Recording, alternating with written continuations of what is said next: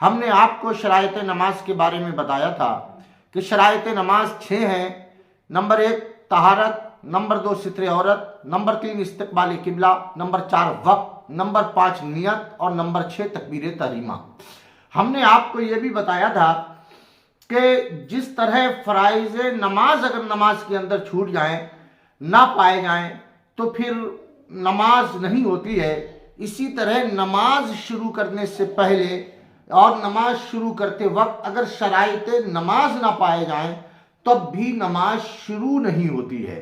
यूँ समझिए कि शराइत नमाज भी एक तरीके के फराइज नमाज ही है जो खारिज नमाज होने की वजह से खारजी फराइज हैं। अब देखिए नमाज की 6 शर्तों की तफसील और उसके ताल्लुक से शरई अहकाम मैं इंशाअल्लाह तजरीज पेश करने की कोशिश करूंगा। आज हम बात करेंगे नमाज की पहली शर्त तहारत के बारे में। आपको बताएंगे कि तहारत किसे कहते हैं। तहारत का मतलब नमाजी का बदन हद से अकबर से भी पाक हो, यानी जिनाबत, हैज वगैरह से पाक होने के लिए उस पर गुस्ल वाजिब ना हो, और नमाजी का बदन हद से असगर से भी पाक हो, मतलब उसको वुजू वगैरह की जरूरत ना हो। नमाजी का बदन निजासत गलीजा और खफीफा बकदर माने से पाक हो, यानी निजासत गलीजा दिरहम की मिकदार से ज्यादा लगी हुई ना हो, और निजासत खफीफा कपड़ा या बदन के जिस हिस्से पर भी लगी हो उस पर उज़्व की चौथाई से ज्यादा लगी हुई ना हो। नमाजी जिस जगह नमाज पढ़ रहा है वो जगह भी पाक होना जरूरी है। मतलब यह है कि नमाजी का बदन पाक हो, नमाजी के कपड़े पाक हो, और जिस जगह नमाजी नमाज पढ़ रहा है वो जगह भी पाक होनी जरूरी है।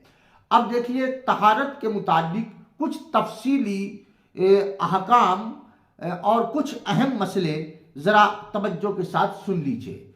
दोस्तों, जिस जगह नमाज पढ़ना हो उसके पाक होने से मुराद ये है कि कदम की जगह और मौज़े सुजूद की जगह पाक हो, यानी सजदा करते वक्त बदन के जो आज़ा जमीन से लगते हैं उन आज़ा के जमीन से लगने की जगह का पाक होना। समझ रहे हैं आप। मसला यह है कि नमाज पढ़ने वाले के, नमाजी के यानी नमाज पढ़ने वाले के एक पांव के नीचे दिरहम की मिकदार से ज्यादा निजासत है तो नमाज नहीं होगी। यूं ही दोनों पांवों के नीचे थोड़ी थोड़ी निजासत है कि जमा करने से 1 दिरहम के बराबर हो जाएगी, तब भी नमाज नहीं होगी। जरा ध्यान से सुनिए। पेशानी पाक जगह है और नाक नापाक जगह पर है तो नमाज हो जाएगी, क्योंकि नाक दिरहम की मिकदार से कम जगह पर लगती है, मगर बिला जरूरत व मजबूरी ऐसा करना मकरूह है। एक मसला और जरा तवज्जो से सुन लीजिए। अगर सजदा करने में कुर्ता या कमीज का जो दामन है वो नापाक जगह पर पड़ता हो तो कोई हरज नहीं है। मतलब ये है कि हम तो पाक जगह पर खड़े हैं, पाक जगह पर नमाज पढ़ रहे हैं, लेकिन बराबर में नापाक जगह है जिस पर हमारे कुर्ता या कमीज का दामन पड़ रहा है, तो इससे नमाजी की नमाज में कोई फर्क नहीं पड़ेगा। एक मसला यह है कि अगर नजिस जगह पर इतना बारीक कपड़ा बिछा करके नमाज पढ़ी कि वो कपड़ा सित्र के काम नहीं आ सकता है, यानी उसके नीचे की चीज छलकती हो, तो नमाज नहीं होगी। हाँ, अगर शीशा वगैरह पर कोई नमाज पढ़ रहा है और उसके नीचे निजासत है, अगरचे वो नुमाया है, तब भी नमाज हो जाएगी।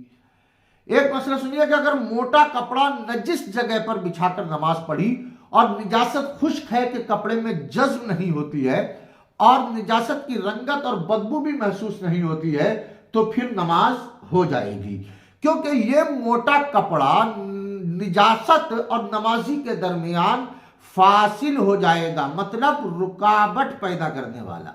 समझ रहे हैं आप। दोस्तों, कैसी लगी आज की ये वीडियो? मुझे उम्मीद है कि आपको जरूर पसंद आई होगी।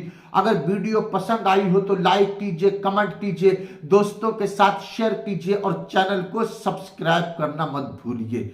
मिलते हैं अगली वीडियो। अपना ख्याल रखिए। फ़ी अमानिल्लाह वस्सलामु अलैकुम व रहमतुल्लाह।